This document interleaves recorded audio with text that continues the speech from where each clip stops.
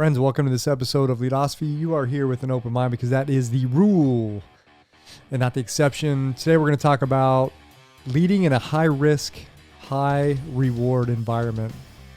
I'm going to talk about some reflections I have currently looking back on my time in the search and rescue world of the Coast Guard.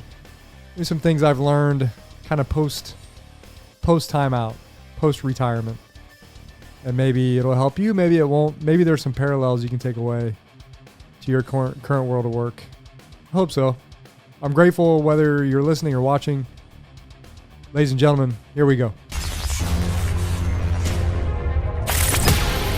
Are you ready to permanently fuse leadership and philosophy? Then a word of caution. You are about to enter the fully abstract yet wholly concrete realm of Leadosophy. Our ideas are not always so clear and distinct. To validate this proposition, we welcome the host of Leadosophy, Tim Woody. Okay, we're off and running here on Leadosophy. Again, thanks for joining us. So, little 5 points of reflection for me today. 5 points of reflection. Try to keep this fairly simple. Try to distill my thoughts into 5 points from the world of search and rescue, which I call high risk, high reward environment. Leading in a high risk, high reward environment brought its challenges, but there were some things that I think that made it easy to lead in that world, especially being in the military, being in the Coast Guard. And I think I've mentioned this on a previous episode about finding the existential purpose or reconnecting with the existential purpose of an organization. Leading in the Coast Guard world, which I was doing, it was fairly easy for me to reestablish purpose because that purpose was already established for me. Sometimes I just had to redirect focus back toward that purpose. So it wasn't like a organization or a business that I created on my own and I had to try to figure out what my purpose was. It was handed to me when I assumed command. I liked that. It was kind of, the dinner was already made. I just had to eat it. And that's probably a terrible analogy, and you may be thinking that doesn't even make sense. That's okay. So a question for listeners today, or whenever you're listening to this, and viewers, what I talk about is going to be very, very part and parcel to the world of search and rescue and the military. But I want you to look for any parallels in your world of work. Parallels applied to accomplishing what your organization is designed to achieve, or what needs your organization was created to fulfill. I think that's important as you're hearing about my experiences and my thoughts on leading in a high-risk, high-reward environment. What are the takeaways you have for application in your environment? Maybe there are very few, maybe there's a bunch. Leadosophy is hopeful that there'll be quite a few. All right, point number one, reflections. Point number 1 of 5 is, again, coming back to this idea of establishing and understanding the purpose, right? Making sure your purpose is crystal clear, why you exist and what problems you are required to solve as a team, as an organization. Here, I'm really talking about an organization. When I was in the Coast Guard, my search and rescue unit, what were the problems that we had to solve on a daily basis? What services did we have to provide? And how did that fit into the larger purpose of the organization, United States Coast Guard? Now, the search and rescue world was very, again, as far as establishing purpose, it was very simple. And you try to keep your purpose as simple as possible. I think that's important. One example we had in the search and rescue world was our purpose was to save lives. Very simple. Very simple in theory. The purpose is simple. It's not some elaborate purpose. It's simple. We're saving lives. That's what we do. That's what we're designed to do. That's what we were created for, to save lives. So that leads to crafting a strategy that makes us as efficient as possible at saving lives.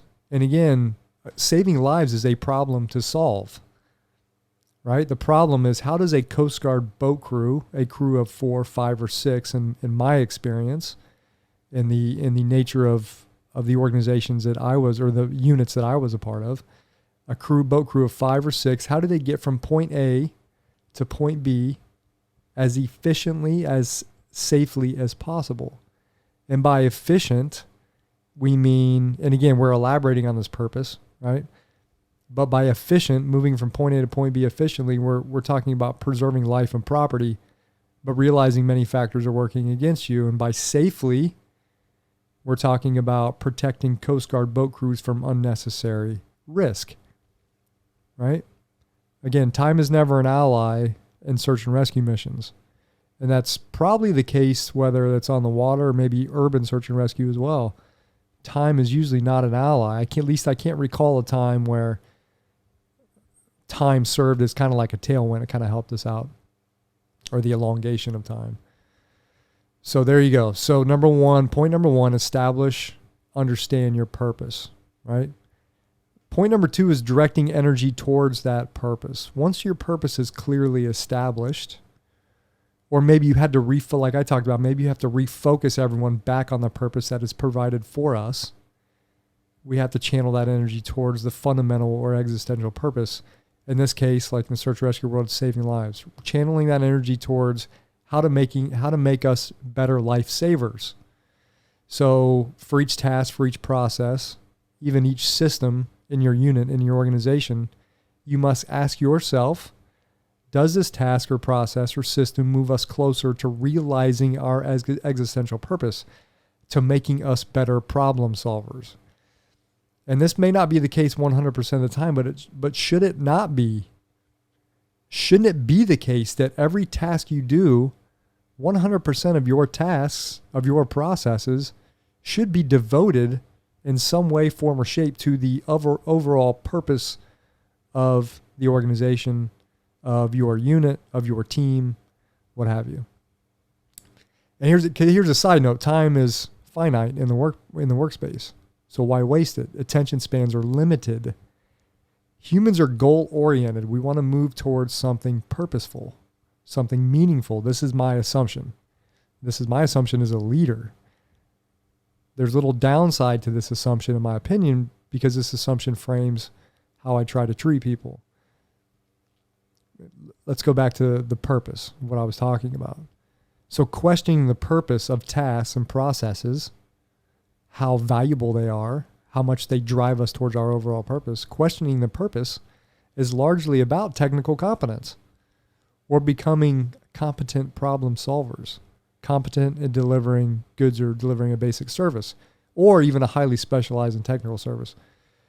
Are our customers benefiting from a highly skilled workforce, or are our customers suffering from our lack of preparation, our lack of focus, or our willingness to waste precious energy on things that move us farther away from competence, or even detract or distract or deter us from our purpose, right? So this energy, it's just, where are we channeling our energy?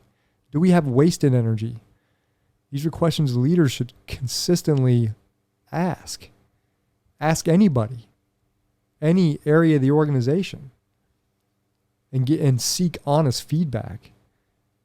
You have to want to be willing to hear uncomfortable feedback. You want to hear about wasteful processes, wasteful energy. That's going to improve the organization in the long run, I would hope. So point number 3, in matters of safety in a high risk, high reward environment, there is little room for complacency. That's my third takeaway. And I say little room because humans are fallible, right? Inattention, boredom, these things are inevitable in any organization, in any world of work. You're going to have it. It's unavoidable. But in my view, it is paramount. It is a paramount function of the leader to remain constantly on guard for symptoms of inattention, of boredom, and of general overall complacency. This goes hand in hand with point number 2 in wasted energy. If the workforce sees little to no benefit of a task or process, there's a high chance of mental checkout, or just not giving a darn, or not focusing on the larger objective or the big picture, because the little pictures make no sense. If the little pictures are making no sense, how can you expect everyone to have the big picture? Again, another metaphor, maybe terrible, but there it is. So the debate rages about whether or not explaining why something is done serves a purpose. Should you explain the why behind why someone's doing something? So Leadosophy again believes that erring on the side of providing that explanation when possible, it's not always feasible, but providing an explanation when possible is the best course of action. Leadosophy thinks there's little downside to that when you have time to explain the why, the purpose behind doing a task or a process. And there's another assumption at play here. You know, I love assumptions. Assumptions are the root of why we think like we think. It's important to tease out our assumptions, especially maybe examining where there might be some fault in our assumptions and letting other people hear our assumptions. I say my assumptions out loud so you can hear them. You may look at my assumptions or hear my assumptions and be like, I don't agree with that. That assumption is faulty. That causes you to strengthen or fortify your own assumptions about leadership, about human behavior, about what's best for leadership. That's all good. If you're questioning my assumptions, that's good. I like that. That's the point of Leadosophy. That's the spirit of Leadosophy. So back to my assumption that's at play here, all things being equal, providing the why behind a task or process helps with workforce engagement rather than disengages the workforce. More often than not. That's my assumption. We must remember to connect task to purpose. Connect task to enhancing our abilities to solve problems more efficiently and more safely. And again, I'm thinking search and rescue specifically here. I think about technical rescue in the maritime environment. How do we make those processes more safe and more efficient? Tasks and processes might be tightly coupled to purpose or loosely coupled, but nevertheless, they should be coupled somehow, some way. They may be one step removed from the overall process or multiple steps removed from the overall process, but at some point they get to the overall purpose of the mission of the organization's purpose. What problem are you trying to solve? Are we good problem solvers? Are the tasks that we do in and day out, do they make us better problem solvers? And how do we do that? All right, point number 4. It's one of my favorite. It goes back to the fertile soil analogy that I talk about all the time. I constantly hammer this point because I think it's so important. Remove barriers. Remove barriers to the workforce, for the workforce. A fundamental purpose of leadership is barrier removal. What is preventing the workforce from achieving mastery of craft, from becoming great problem solvers? What is preventing or stifling an individual from realizing his or her unique potential? What is preventing or stifling creativity, dialogue and communication, or team cohesion? What is causing delays in service delivery? In the search and rescue world, what is causing inefficiency in response times? What is making our mission more difficult? What is making our mission more unsafe? And maybe there's some human performance things going on in here that are a barrier. Maybe it's a specific person who is becoming a barrier to team cohesion. It's affecting the overall performance of the team. Ask yourself why. Why is that happening? Try to get to the root causes of that human performance problem that you perceive. And again, you may be perceiving a human performance problem, but there might be something else at play. So that's point number 4, barrier removal. My final point is this. Without realizing the value of human capital, the existential purpose is worthless. The problems do not get solved adequately. And this, again, is some fundamental assumptions about me and how I lead and how I try to view people. For me, recognizing the value of human capital means that I understand that each person has a unique view of the organization's purpose. What's this mean? This means that everyone has a unique view of how they see their role and their contribution. Each person has a unique view of their value, of their worth. Each person will vary in how much effort they're willing to devote to the organization's purpose and how much energy they're willing to devote to their own craft. Some individuals want to be masters of their craft. Some individuals want to collect a paycheck and go home. Some individuals will not enjoy what they do. Some individuals, quite frankly, will fail. Not everyone shares your passion for the organization's purpose. And my best guess, this is the reality of any workplace. And this reality is not supernatural. This reality means that it is far too difficult to cater to every single person's desires.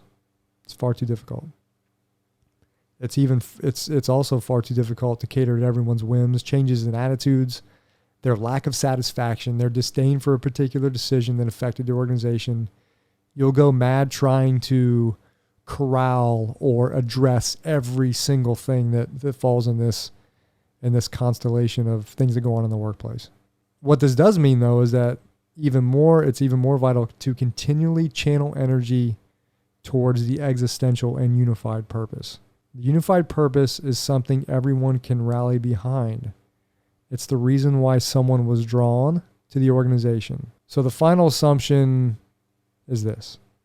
The more that individuals understand the nature of their organization's purpose, and again, this includes the benefits that each person brings to the problem-solving table, how they fit into the larger picture, the more each person will take personal responsibility for some of their happiness at work and as well as their performance at work.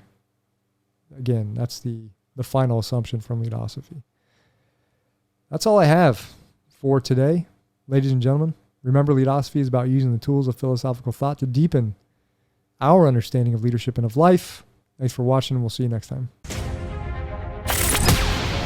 Thanks for watching and listening to another episode of Leadosophy. If you liked what you heard today, hit that subscribe button and check out Leadosophy.com and learn more about Tim's ideas on philosophy and leadership. We'll see you next time.